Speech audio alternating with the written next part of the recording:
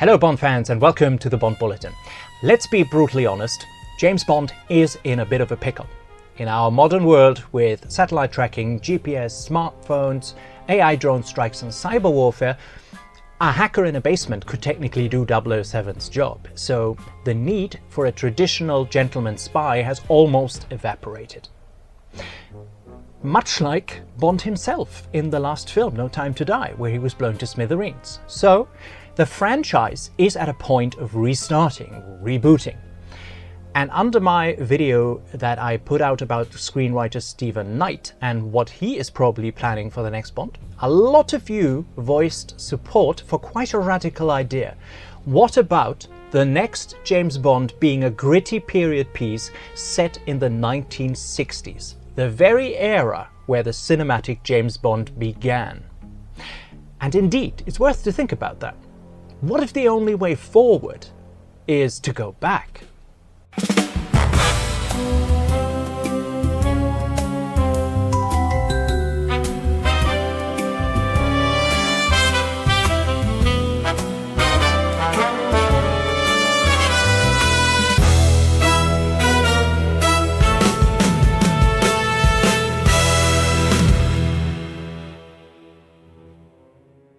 Now let's think about it. Strip away smartphones, GPS and all the technical gadgets we have at our disposal today, and instead bring back the raw analog paranoia of the Cold War, where a spy like Bond had to rely on physical brutality, actual tradecraft and his wits to survive.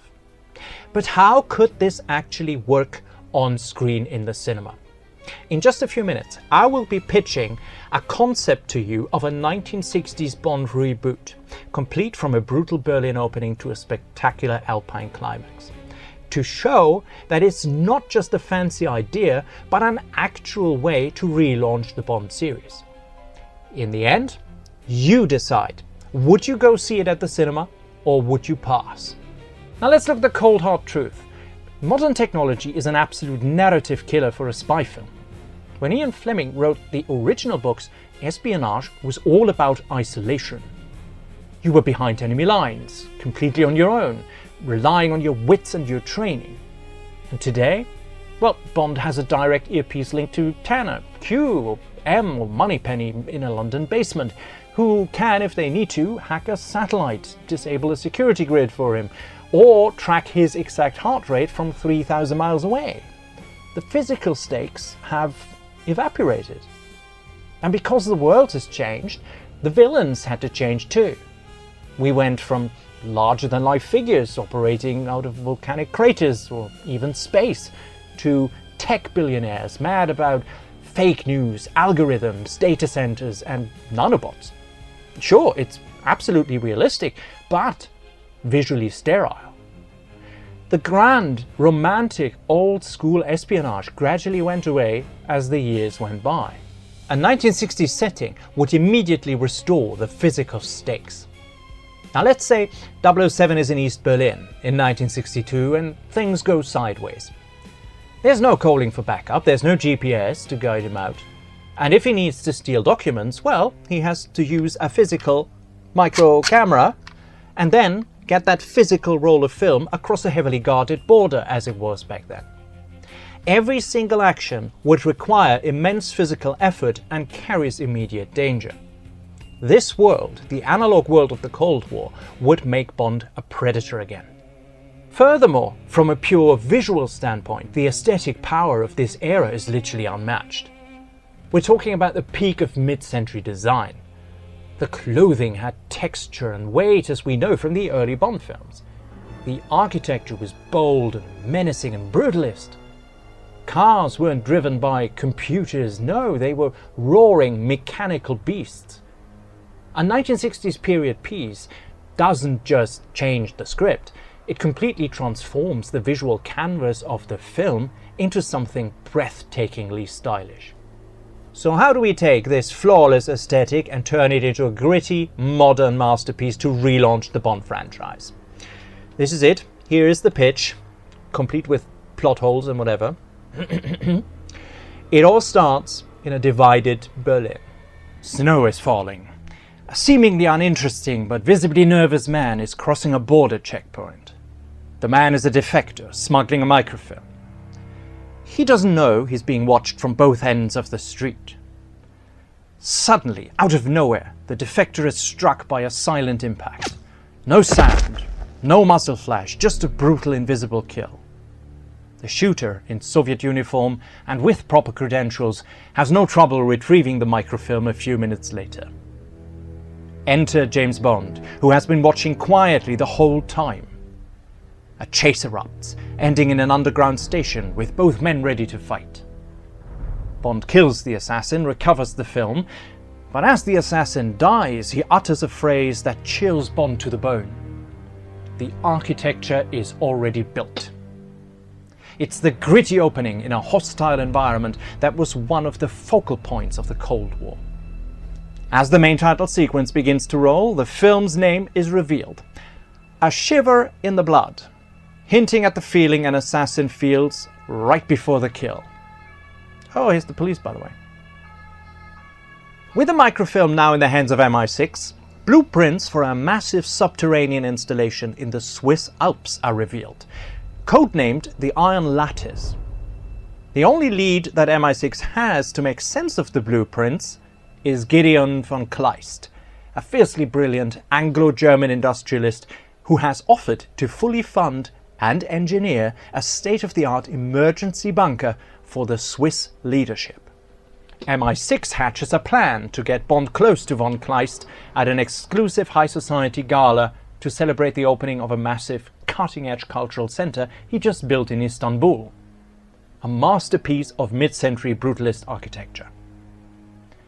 Posing as a wealthy international real estate investor, looking to commission von Kleist's firm for a project in London, Bond infiltrates the gala and meets von Kleist, who turns out to be a man obsessed with mechanical efficiency and speed.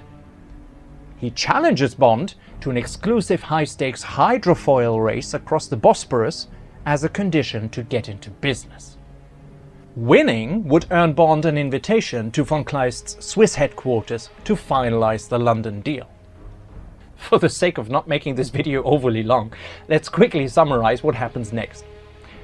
In Switzerland, Bond finds out that under the cover of military secrecy, von Kleist's private workforce is digging deeper into the Alps, installing a subterranean listening and sabotage network, the Iron Lattice, which directly taps into the trans-European underground communication lines. The purpose is to completely jam and redirect all Western military communications, leaving NATO entirely blind to a Soviet-first strike. But there's a massive geopolitical catch. Switzerland is, and always has been, neutral. Because of recent American intelligence scandals, the CIA's hands are completely tied. If they violate Swiss neutrality, the NATO alliance shatters. With MI6 already involved, this matter has to be handled with total deniability. Bond is alone in a delicate political hotbed. But is he? We haven't introduced one of the vital ingredients, the Bond girl. Meet Elena Rostov, a Russian operative also in Switzerland, on the trail of von Kleist under a fake identity. She's tough and aloof. But what is her game? More importantly, how can von Kleist build a massive spy fortress inside neutral Switzerland without anyone noticing? Well, let's lean into a bit of real history here. In 1962, the Swiss government, terrified of nuclear war, was at the height of its Cold War defense preparations, actively carving massive military bunkers into the mountains. The country's strategy involved extensive underground construction designed to make Switzerland extremely difficult to invade. Now, the Kremlin thinks von Kleist is working for them, providing a weapon to blind the West. But Elena and Bond discover a horrifying truth. Von Kleist is playing both sides. He has coded a secret back-end trap into the machine that will freeze the Soviet command structures as well. He intends to hold both superpowers hostage simultaneously, forcing the world to bow to his corporate empire. Elena realizes her country is walking into an extinction trap. If she tells her paranoid bosses in Moscow, they will spark World War III in a panic. Her only survival strategy: let a British blunt instrument destroy the facility for her. When it is locked down by von Kleist's private mercenaries and fiercely protective Swiss border guards, who think Bond is a terrorist, the film transforms into a raw, physical survival thriller. The climax features a terrifying low-tech standoff on a suspended cable car, completely cut off from the world, and in an even more terrifying blizzard. Bond eliminates von Kleist, but it's a bitter victory. No triumphant celebration. Elena disappears back into the shadows of the Iron Curtain, leaving Bond alone in the snow, fully realizing that the real Cold War is just beginning. To inject a little fun 007 twist at the end, Bond escapes in von Kleist's prized possession, an Aston Martin, a brand new DB5 no less, pursued by Swiss military vehicles. Now, can he make it to safety? Well. Now, arguably, I know, it sounds like many elements we've seen somewhere before cobbled together for this idea, but it's exactly that. It's just a pitch, it's just an idea for a 1960s Bond reboot. Paired with the question, would you go see that at the cinema, or would it be a hard pass? The second question, would you rather prefer a modern day Bond? Let me know in the comments. I think this would be a very, very interesting discussion once again, because I really love the discussions and exchanges that we have in recent days, weeks even, that made me come up with this idea to pitch a 1960s Bond reboot. And what do I personally think? Well, it has a lot of limitations, but it also has a lot of possibilities, bringing Bond back into the 1960s. Would I like this for more than 3 or 4 or 5 films? No, probably not. Setting Bond in the 1960s is a very restrictive move. A lot of things that we know and love from the recent Bond films would probably not be in a 1960s reboot. And you have to think about the audience that watches it. The older generations would cherish that. They would probably love a 1960s Bond, somewhere between 1960 and 1969. But younger audiences, I don't think you could get them into the cinema with that. What do you think? Let me know under the comments. And I hope we have some great exchanges about that topic. Otherwise, this has been fun. Maybe a shiver in the blood. I don't think that title is all bad. Let me know. Otherwise, have a great day and keep on bonding.